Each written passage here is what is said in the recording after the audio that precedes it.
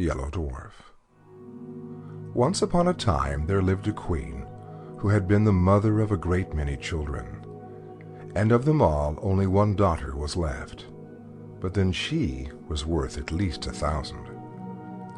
Her mother, who, since the death of the king her father, had nothing in the world she cared for so much as this little princess, was so terribly afraid of losing her that she quite spoiled her, and never tried to correct any of her faults. The consequence was that this little person, who was as pretty as possible, and was one day to wear a crown, grew up so proud and so much in love with her own beauty that she despised everyone else in the world. The queen, her mother, by her caresses and flatteries, helped to make her believe that there was nothing too good for her. She was dressed almost always in the prettiest frocks, as a fairy or as a queen going out to hunt, and the ladies of the court followed her, dressed as forest fairies. And to make her more vain than ever, the queen caused her portrait to be taken by the cleverest painters, and sent it to several neighboring kings with whom she was very friendly. When they saw this portrait, they fell in love with the princess, every one of them. But upon each it had a different effect. One fell ill, one went quite crazy, and a few of the luckiest set out to see her as soon as possible. But these poor princes became her slaves the moment they set eyes on her. Never has there been a gayer court. 20 delightful kings did everything they could think of to make themselves agreeable, and after having spent ever so much money in giving a single entertainment, thought themselves very lucky if the princess said, "That's pretty." All this admiration vastly pleased the queen. Not a day passed but she received 7,000 or 8,000 sonnets, and as many elegies, madrigals, and songs, which were sent her by all the poets in the world. All the prose and all the poetry that was written just then was about Bellissima, for that was the princess's name, and all the bonfires that they had were made of these verses, which crackled and sparkled better than any other sort of wood. Bellissima was already 15 years old, and every one of the princes wished to marry her, but not one dared say so. How could they, when they knew that any one of them might have cut off his head 5 or 6 times a day just to please her, and she would have thought it a mere trifle, so little did she care. You may imagine how hard-hearted her lovers thought her, and the queen, who wished to see her married, did not know how to persuade her to think of it seriously. "Bellissima," she said, "I do wish you would not be so proud. What makes you despise all these nice kings? I wish you to marry one of them, and you do not try to please me." "I am so happy," Bellissima answered. "Do leave me in peace, madam. I don't want to care for anyone." "But you would be very happy with any of these princes," said the queen, "and I shall be very angry if you fall in love with anyone who is not worthy of you." But the princess thought so much of herself that she did not consider any one of her lovers clever or handsome enough for her, and her mother, who was getting really angry at her determination not to be married, began to wish that she had not allowed her to have her own way so much. At last, not knowing what else to do, she resolved to consult a certain witch who was called the Fairy of the Desert. Now this was very difficult to do, as she was guarded by some terrible lions. But happily the queen had heard a long time before that whoever wanted to pass these lions safely must throw to them a cake made of millet flour, sugar candy, and crocodile's eggs. This cake she prepared with her own hands, and putting it in a little basket, she set out to seek the fairy.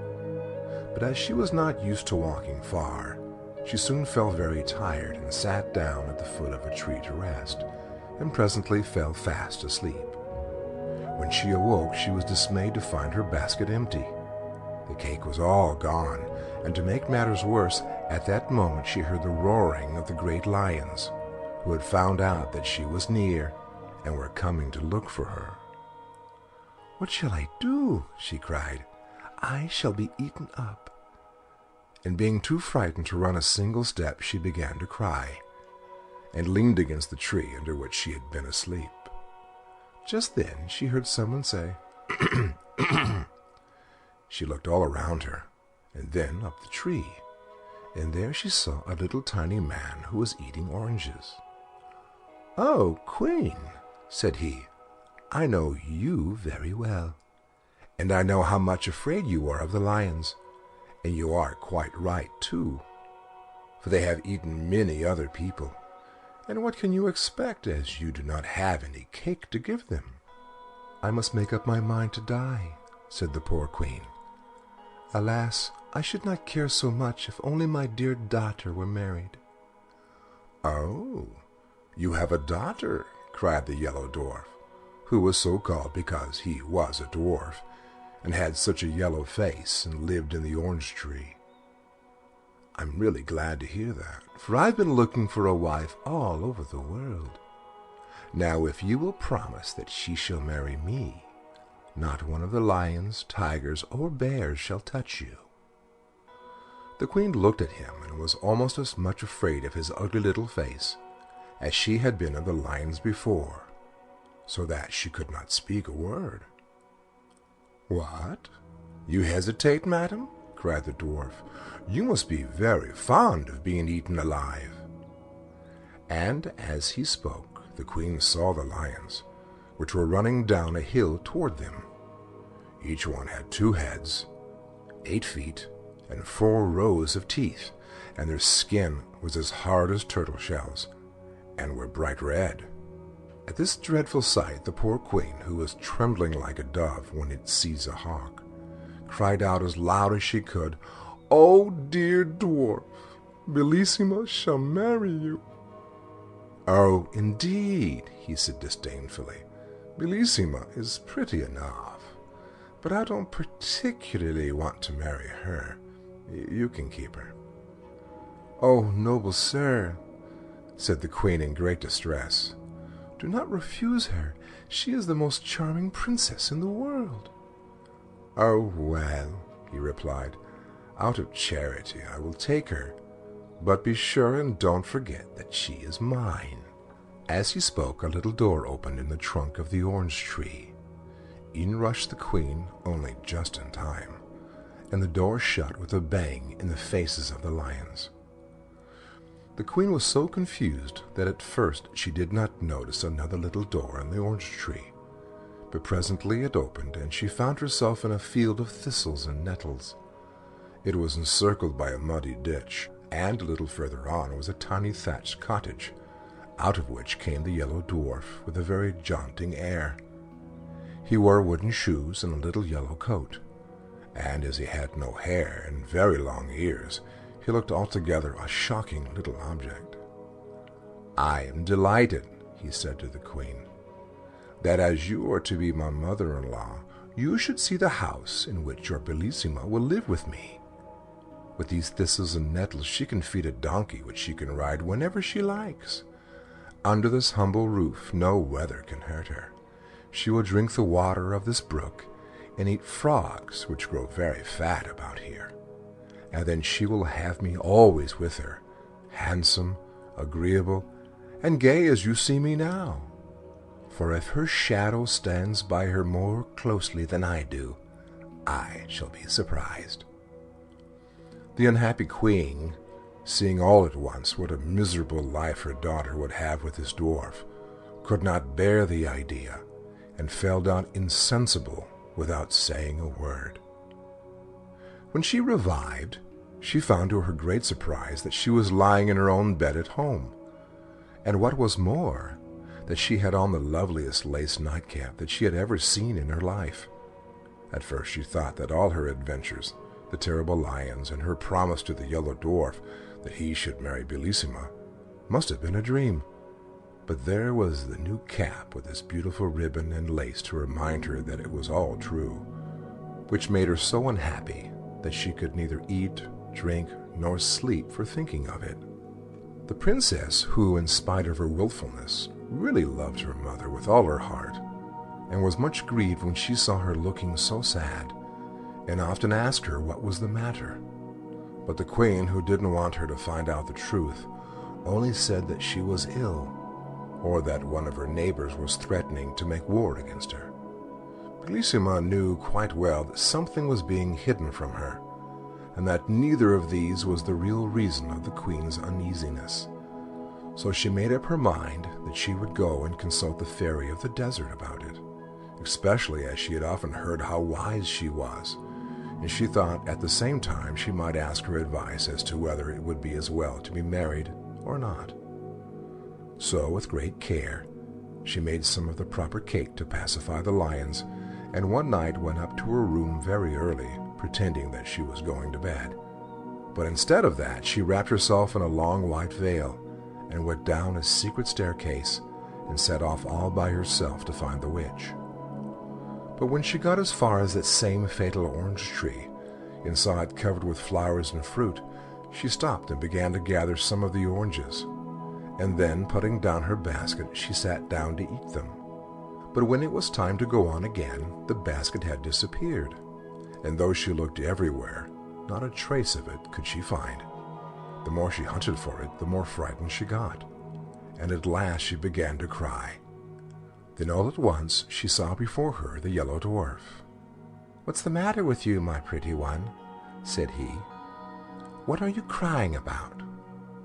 "Alas," she answered, "no wonder that I am crying, seeing that I have lost the basket of cake that was to help me get safely to the cave of the fairy of the desert." "And what do you want with her, pretty one?" said the little monster. "For I am a friend of hers, and for the matter of that, I am quite as clever as she is."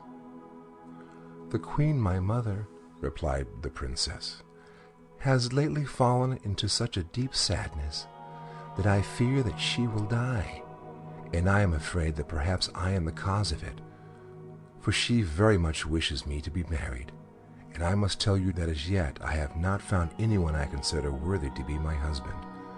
So, for all these reasons, I wish to talk to the fairy." "Do not give yourself any further trouble, princess," answered the dwarf. "I can tell you all you want to know better than she could. The queen, your mother, has promised you in marriage." "Has promised me?" interrupted the princess. Oh, no, I'm sure she has not. She would have told me if she had. I am too much interested in the matter for her to promise anything without my consent. You must be mistaken."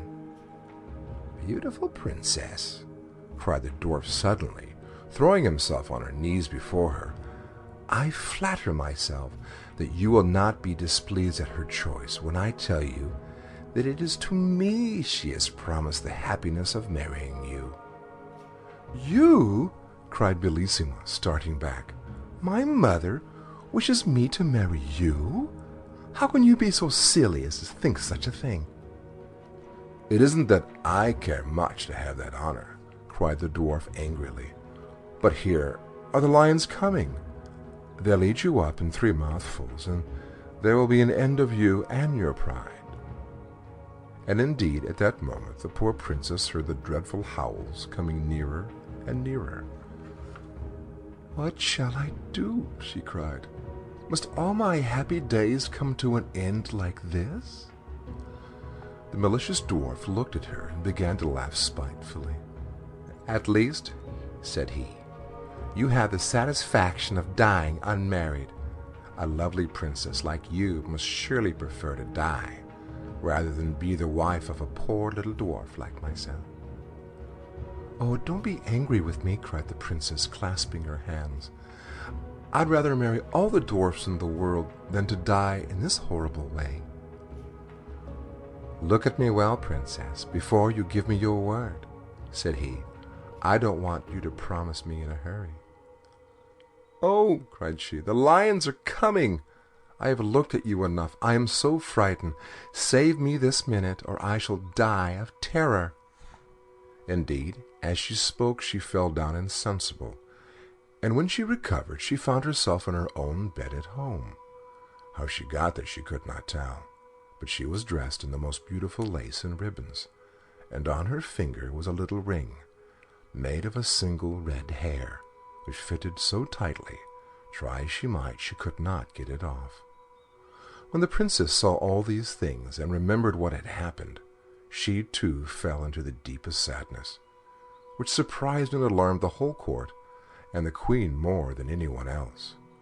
100 times she asked Bellissima if anything was the matter with her, but always she said that there was nothing. At last, the chief men of the kingdom, anxious to see the princess married, sent to the queen to beg her to choose a husband for her as soon as possible.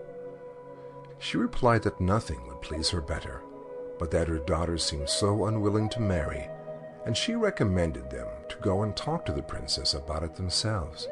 So this they at once did. Now Bellissima was much less proud since her adventure with the Yellow Dwarf, and she could not think of a better way of getting rid of the little monster than to marry some powerful king. Therefore she replied to their request much more favorably than they had hoped, saying that though she was very happy as she was, still, to please them, she would consent to marry the king of the gold mines. Now he was a very handsome and powerful prince, who had been in love with the princess for years, but had not thought that she would ever care about him at all. You can easily imagine how delighted he was when he heard the news, and how angry it made all the other kings to lose forever the hope of marrying the princess. But, after all, Bellissima could not have married 20 kings. Indeed, she had found it quite difficult enough to choose one, for her vanity made her believe that there was nobody in the world who was worthy of her. Preparations were begun at once for the grandest wedding that had ever been held at the palace. The king of the gold mines sent such immense sums of money that the whole sea was covered with ships that brought it. Messengers were sent to all the gayest and most refined courts, particularly of the court of France, to seek out everything rare and precious to adorn the princess, although her beauty was so perfect that nothing she wore could make her look prettier. At least that is what the king of the gold mines thought, and he was never happy unless he was with her. As for the princess, the more she saw of the king, the more she liked him. He was so generous, so handsome and clever, that at last she was almost as much in love with him as he was with her. How happy they were as they wandered about in the beautiful gardens together, sometimes listening to sweet music. And the king used to write songs for Bellissima. This is the one that she liked very much. In the forest all is gay when my princess walks that way. All the blossoms then are found downward fluttering to the ground, hoping she may tread on them, and bright flowers on slender stem gaze up at her as she passes, brushing lightly through the grasses. Oh, my princess, birds above echo back our songs of love, as through this enchanted land blithe we wander hand in hand. They were really as happy as the day was long. All the king's unsuccessful rivals had gone home in despair. They said goodbye to the princess so sadly that she could not help being sorry for them. "Ah, madam," the king of the gold mine said to her, "how is this? Why do you waste your pity on these princes, who love you so much that all their trouble would be well repaid by a single smile from you?" "I should be sorry," answered Bellissima, "if you had not noticed how much I pity these princes who are leaving me forever. But for you, sire, it is very different. You have every reason to be pleased with me, but they are going sorrowfully away, so you must not grudge them my compassion." The king of the gold mines was quite overcome by the princess's good-natured way of taking his interference, and, throwing himself at her feet, he kissed her hand 1,000 times and begged her to forgive him. At last the happy day came. Everything was ready for Bellissima's wedding. The trumpets sounded, all the streets of the town were hung with flags and strewn with flowers, and the people ran in crowds to the great square before the palace. The queen was so overjoyed that she had hardly been able to sleep at all, and she got up before it was light to give the necessary orders, and to choose the jewels that the princess was to wear. These were nothing less than diamonds, even to her shoes, which were covered with them, and her dress of silver brocade was embroidered with a dozen of the sun's rays. You may imagine how much these had cost, but then nothing could have been more brilliant except the beauty of the princess. Upon her head she wore a splendid crown, her lovely hair waved nearly to her feet, and her stately figure could easily be distinguished among all the ladies who attended her. The king of the gold mines was not less noble and splendid. It was easy to see by his face how happy he was, and everyone who went near him returned loaded with presents.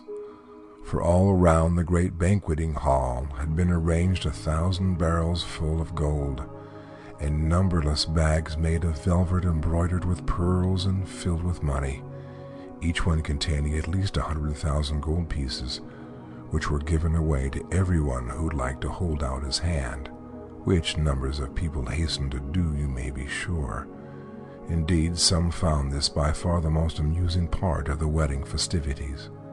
The queen and the princess were just ready to set out with the king when they saw, advancing toward them from the end of the long gallery, 2 great basilisks, dragging after them a very badly made box. Behind them came a tall old woman, whose ugliness was even more surprising than her extreme old age. She wore a ruff of black taffeta, a red velvet hood, and a farthingale all in rags, and she leaned heavily upon a crutch. The strange old woman, without saying a single word, hobbled 3 times round the gallery, followed by the basilisks, and then stopping in the middle and brandishing her crutch threateningly, she cried, "Ho, ho, queen! Ho, ho, princess! Do you think you are going to break with impunity the promise that you made to my friend the Yellow Dwarf? I am the fairy of the desert. Without the Yellow Dwarf and his orange tree, my great lions would soon have eaten you up, I can tell you.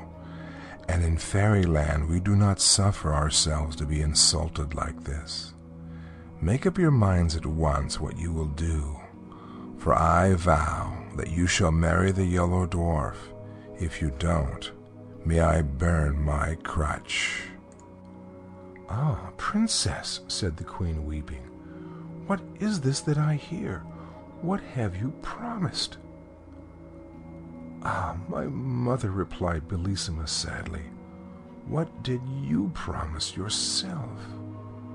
The king of the gold mines, indignant at being kept from his happiness by this wicked old woman, went up to her and, threatening her with his sword, said, "Get away out of my country at once, and forever, miserable creature, lest I take your life and so rid myself of your malice." He had hardly spoken these words when the lid of the box fell back on the floor with a terrible noise, and to their horror out sprang the Yellow Dwarf, mounted upon a great Spanish cat. "Rash youth," he cried, rushing between the fairy of the desert and the king. "Dare to lay a finger on this illustrious fairy? Your quarrel is with me only. I am your enemy and your rival. That faithless princess, who would have married you, is promised to me. See if she has not upon her finger a ring made of one of my hairs. Just try to take it off, and you will soon find out that I am more powerful than you are." "Wretched little monster," said the king, "do you dare to call yourself the princess's lover and to lay claim to such a treasure? Do you know that you are a dwarf, that you are so ugly that one cannot bear to look at you, and that I should have killed you myself long before this if you had been worthy of such a glorious death?" The Yellow Dwarf, deeply enraged at these words, set spurs to his cat, which yelled horribly and leaped hither and thither, terrifying everybody except the brave king, who pursued the dwarf closely till he, drawing a great knife with which he was armed, challenged the king to meet him in single combat, and rushed down to the courtyard of the palace with a terrible clatter. The king, quite provoked, followed him hastily, but they had hardly taken their places facing one another, and the whole court had only just had time to rush out upon the balconies to watch what was going on, when suddenly the sun became red as blood, and it was so dark that they could scarcely see at all. The thunder crashed, and the lightning seemed as if it must burn up everything. The two basilisks appeared, one on each end of the bad dwarf, like giants, mountains high, and fire flew from their mouths and ears until they looked like flaming furnaces. None of these things could terrify the noble young king, and the boldness of his looks and actions reassured those who were looking on, and perhaps even embarrassed the Yellow Dwarf himself. But even his courage gave way when he saw what was happening to his beloved princess. For the fairy of the desert, looking more terrible than before, mounted upon a winged griffin, and with long snakes coiled round her neck, had given her such a blow with the lance she carried that Bellissima fell into the queen's arms bleeding and senseless. Her fond mother, feeling as much hurt by the blow as the princess herself, uttered such piercing cries and lamentations that the king, hearing them, entirely lost his courage and presence of mind. Giving up the combat, he flew toward the princess to rescue her or die with her. But the Yellow Dwarf was too quick for him. Leaping with the Spanish cat upon the balcony, he snatched Bellissima from the queen's arms, and before any of the ladies of the court could stop him, he had sprung upon the roof of the palace and disappeared with his prize. The king, motionless with horror, looked on despairingly at this dreadful occurrence, which he was quite powerless to prevent. And to make matters worse, his sight failed him. Everything became dark, and he felt himself carried along through the air by a strong hand. This new misfortune was the work of the wicked fairy of the desert, who had come with the Yellow Dwarf to help him carry off the princess, and had fallen in love with the handsome young king in the gold mines directly she saw him. She thought that if she carried him off to some frightful cavern and chained him to a rock, then the fear of death would make him forget Bellissima and become her slave. So, as soon as they reached the place, she gave him back his sight, but without releasing him from his chains, and by her magic power she appeared before him as a young and beautiful fairy, and pretended to have come there quite by chance. "What do I see?" she cried. "Is it you, dear prince? What misfortune has brought you to this dismal place?" The king, who was quite deceived by her altered appearance, replied, "Alas, beautiful fairy, the fairy who brought me here first took away my sight, but by her voice I recognized her as the fairy of the desert, though what she should have carried me off for I cannot tell you." "Ah," cried the pretended fairy, "if you have fallen into her hands, you won't get away until you have married her. She has carried off more than one prince like this, and she will certainly have anything she takes a fancy to." While she was thus pretending to be sorry for the king, he suddenly noticed her feet, which were like those of a griffin, and knew in a moment that this must be the fairy of the desert, for her feet were the one thing she could not change, however pretty she might make her face. Without seeming to have noticed anything, he said in a confidential way, "Not that I have any dislike for the fairy of the desert, but I really cannot endure the way in which she protects the Yellow Dwarf and keeps me chained here like a criminal. It is true that I love a charming princess, but if the fairy should set me free, my gratitude will oblige me to love her only." "Do you really mean what you say, prince?" said the fairy, quite deceived. "Surely," replied the prince. "How could I deceive you? You see, it is so much more flattering to my vanity to be loved by a fairy than by a simple princess. But even I am dying of love for her. I shall pretend to hate her until I am set free." The fairy of the desert, quite taken in by these words, resolved at once to transport the prince to a pleasanter place. So making him mount her chariot, to which she had harnessed swans instead of the bats which generally drew it, away she flew with him. But imagine the distress of the prince when, from the giddy height at which they were rushing through the air, he saw his beloved princess in a castle built of polished steel, the walls of which reflected the sun rays so hotly that no one could approach it without being burned to a cinder. Bellissima was sitting in the thicket by a brook, leaning her head upon her hand and weeping bitterly. But just as they passed, she looked up and saw the king and the fairy of the desert. Now the fairy was so clever that she could not only seem beautiful to the king, but even the poor princess thought her the most lovely being that she had ever seen. "What?" she cried. "Was I not unhappy enough in this lonely castle, to which that frightful yellow dwarf brought me? Must I also be made to know that the king of the gold mines ceased to love me as soon as he lost sight of me? But who can my rival be, whose fatal beauty is greater than mine?" While she was saying this, the king, who really loved her as much as ever, was feeling terribly sad at being so rapidly torn away from his beloved princess. But he knew too well how powerful the fairy was to have any hope of escaping from her except by great patience and cunning. The fairy of the desert had also seen Bellissima, and she tried to read in the king's eyes the effect that this unexpected sight had had upon him. "No one can tell you what you wish to know better than I can," said he. "This chance meeting with an unhappy princess for whom I once had a passing fancy, before I was lucky enough to meet you, has affected me a little, I admit. But you are so much more to me than she is, that I would rather die than leave you." "Ah, prince," she said, "can I believe that you really love me so much?" "Time will show, madam," replied the king. "But if you wish to convince me that you have some regard for me, do not, I beg of you, refuse to aid Bellissima." "Do you know what you are asking?" said the fairy of the desert, frowning and looking at him suspiciously. "Do you want me to employ my art against the Yellow Dwarf, who is my best friend, and take away from him a proud princess, whom I can but look upon as a rival?" The king sighed, but made no answer. Indeed, what was there to be said to such a clear-sighted person? At last they reached a vast meadow, gay with all sorts of flowers. A deep river surrounded it, and many little brooks murmured softly under the shady trees, where it was always cool and fresh. A little way off stood a splendid palace, the walls of which were of transparent emeralds.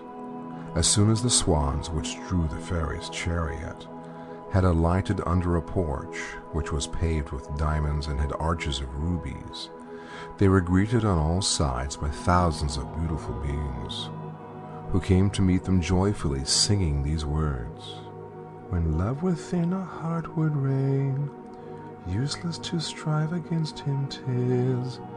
The proud but feel a sharper pain, and make greater triumph his." The fairy of the desert was delighted to hear them sing of her triumphs. She led the king into the most splendid room that can be imagined, and left him alone for a little while, just that he might not feel that he was a prisoner. But he felt sure that she had not really gone quite away, but was watching him from some hiding place.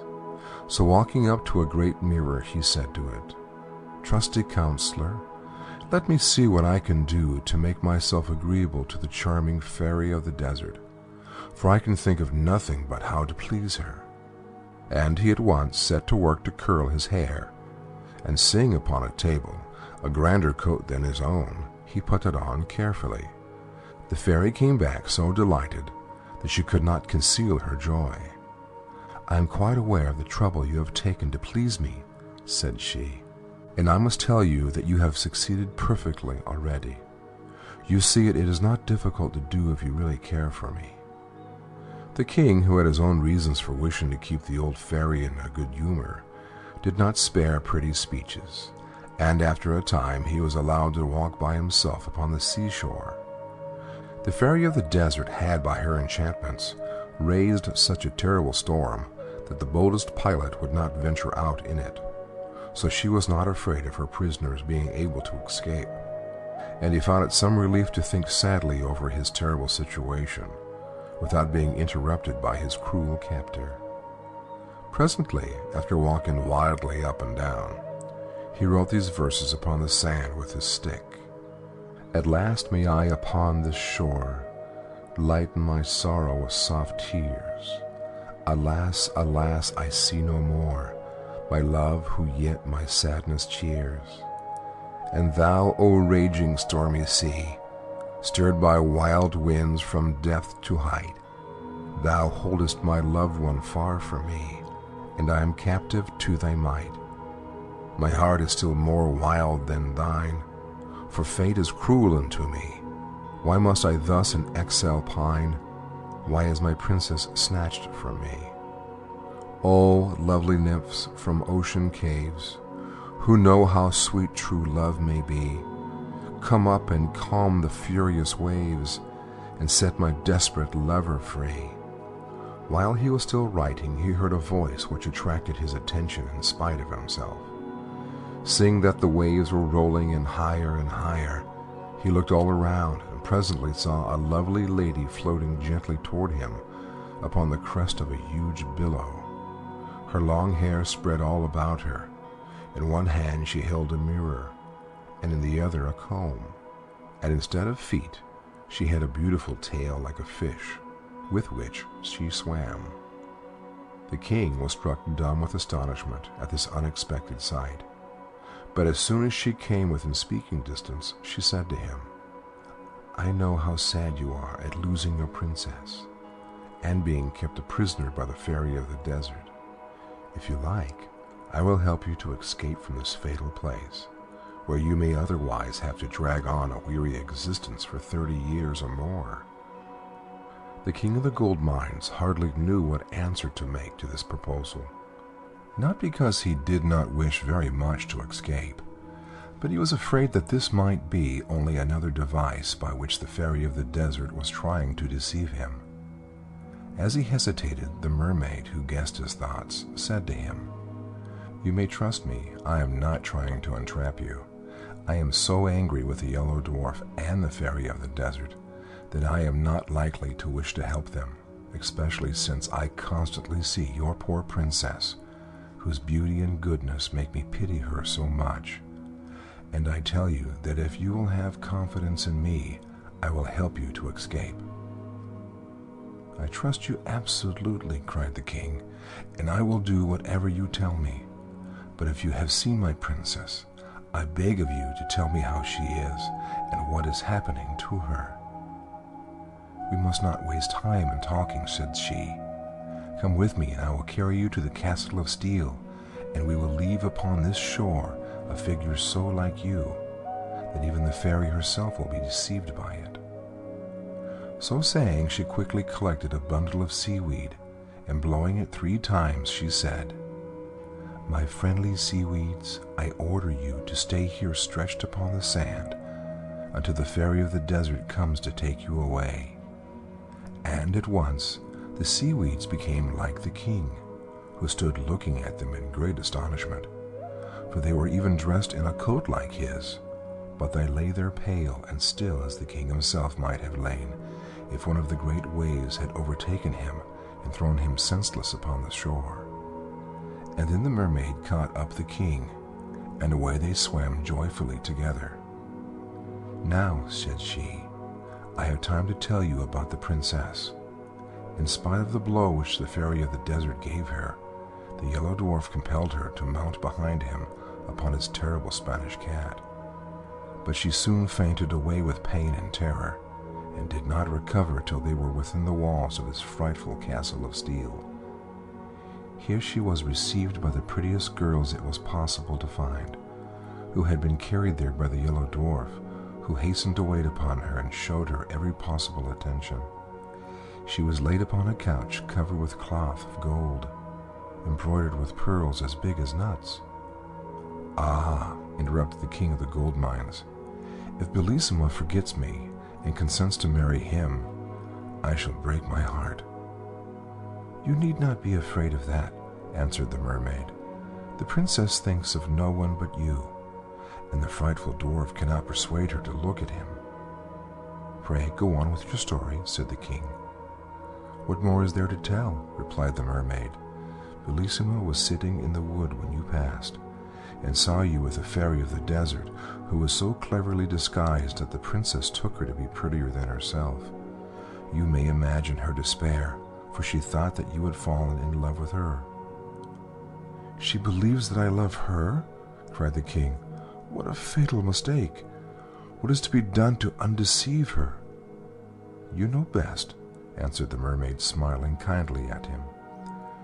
"When people are in as much love as one another as you two are, they don't need advice from anyone else." As she spoke, they reached the castle of steel, the side next to the sea being the only one which the Yellow Dwarf had left unprotected by the dreadful burning walls.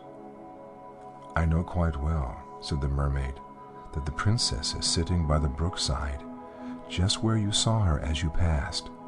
But as you will have many enemies to fight with before you can reach her, take this sword. Armed with it, you may dare any danger and overcome the greatest difficulties. Only beware of one thing, that is, never to let it fall from your hand.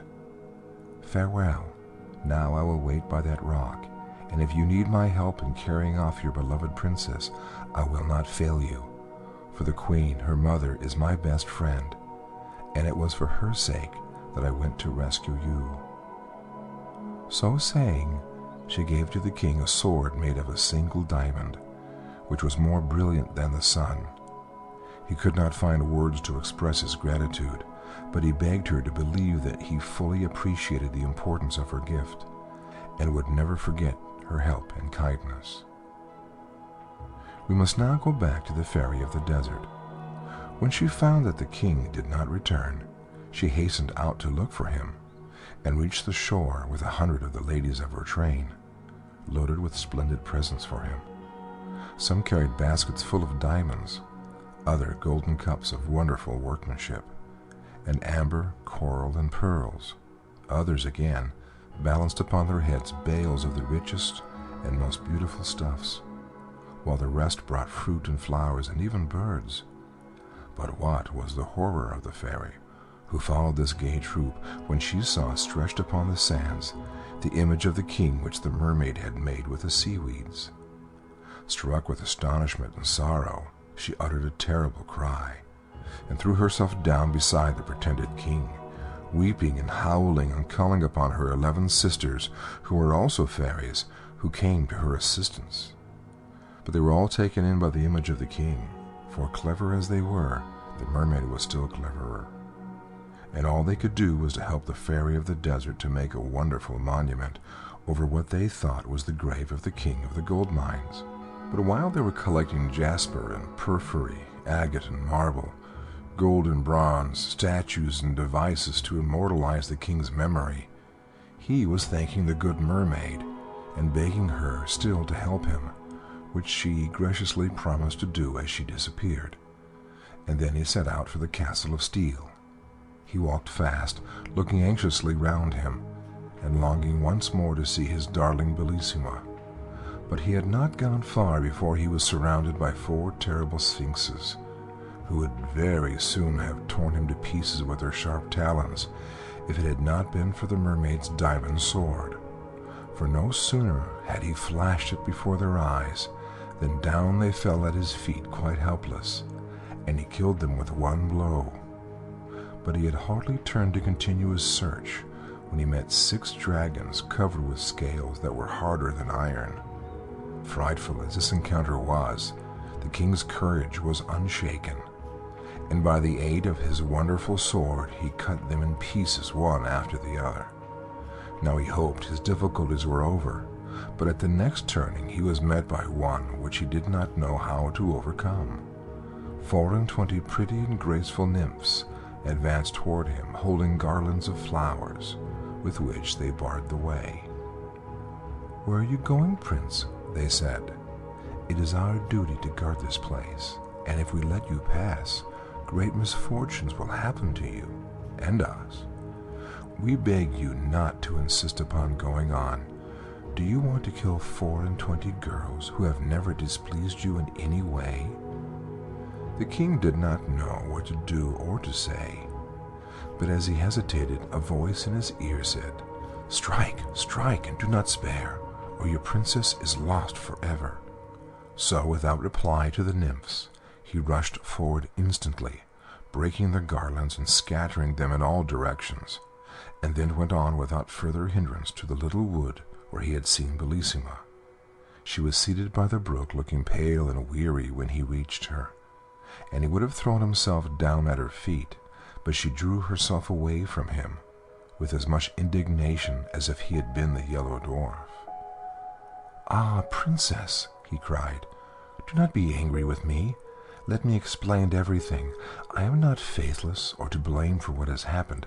I am a miserable wretch who has displeased you without being able to help myself."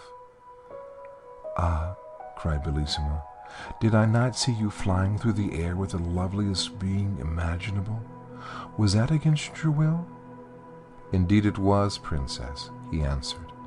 "The wicked fairy of the desert, not content with chaining me to a rock, carried me off in her chariot to the other end of the earth, where I should even now be a captive but for the unexpected help of a friendly mermaid, who brought me here to rescue you, my princess, from the unworthy hands that hold you. Do not refuse the aid of your most faithful lover." So saying, he threw himself at her feet and held her by her robe.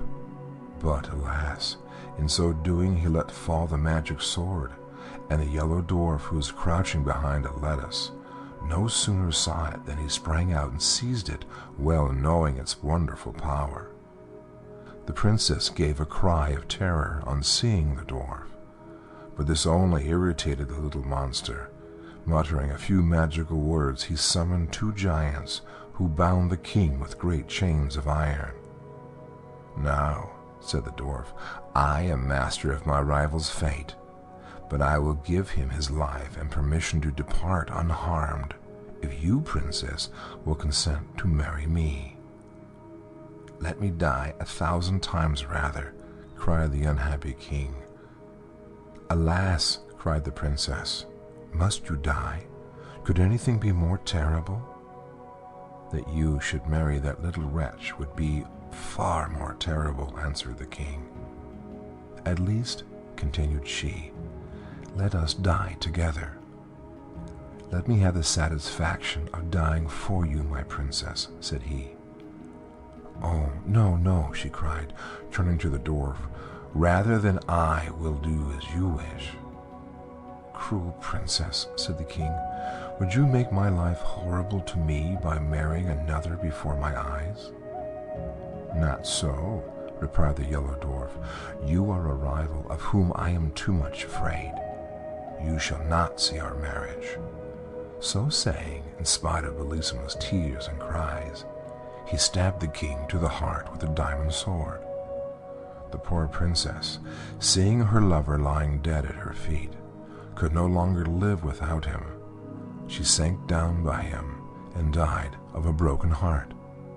So ended these unfortunate lovers, whom not even the mermaid could help, because all the magic power had been lost with the diamond sword.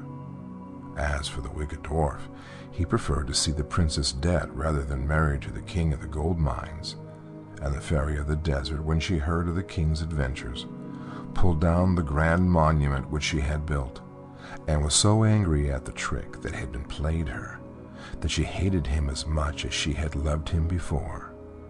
The kind mermaid, grieved at the sad fate of the lovers, caused them to be changed into 2 palm trees, which stand always side by side, whispering together of their faithful love and caressing one another with their interlacing branches.